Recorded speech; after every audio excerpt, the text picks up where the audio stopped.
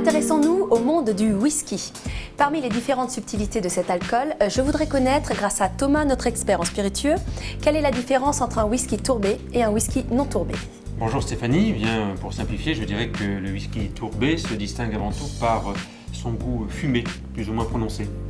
Et comment un whisky peut-il devenir tourbé? Bien, tout simplement grâce à la tourbe, en fait, qui est un combustible issu de la décomposition de végétaux. Alors, lors de la fabrication du whisky, la tourbe va apporter des notes fumées, plus ou moins intenses, lors du séchage de l'orge, qui est en fait la matière première du whisky. Et où est principalement produit ce whisky tourbé?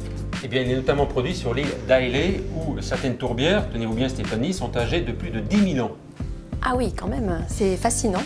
Alors, regardez cette bouteille, voici le single malt le plus tourbé au monde. The Bruichladdich Octomore Islay Barley. Alors, cette maison met à l'honneur l'importance du terroir et les méthodes de fabrication artisanales, ce qui signifie une orge 100% écossaise, une eau venant d'Islay et des fûts de chêne imprégnés de sel marin. Ça donne envie de faire une petite escapade en Écosse, Thomas. Et comment déguste-t-on ce whisky tourbé? Bien écoutez, pur bien sûr, pour appréhender à la fois ses arômes délicats et tourbés. Donc nous avons le whisky tourbé d'un côté et le whisky non tourbé de l'autre. Alors, concernant le whisky non tourbé, notamment pour un single malt, la distillerie se concentre sur les matières premières, les céréales et l'eau, ainsi que sur ses méthodes de fabrication pour produire un whisky avec une belle et douce richesse aromatique. Alors, voici The Balvenie Caribbean Cask 14 ans. Alors, j'arriverai pas à le répéter. C'est un single malt écossais.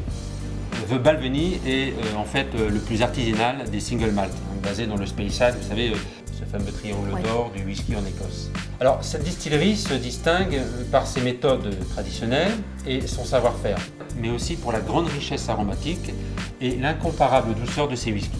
Pour ma part, c'est un de mes préférés. Eh bien, nous allons continuer à en parler de ce whisky non tourbé. Effectivement, il m'a l'air vraiment très intéressant. Oui, et il est particulier parce que le Balvenie Caribbean Cask 14 ans a terminé son vieillissement dans des fûts ayant précédemment contenu du rhum des Caraïbes. Alors, il en résulte un single malt alliant la saveur douce et miellée traditionnelle des whiskies The Balvenie avec des notes de caramel et de fruits. Il est idéal en dégustation, aussi bien pour des experts que des néophytes. Eh bien Thomas, je vous remercie pour ces explications d'expert. Impossible désormais de confondre entre un whisky tourbé au goût fumé et un whisky non tourbé qui privilégie la douceur et la rondeur. C'est ça. Merci.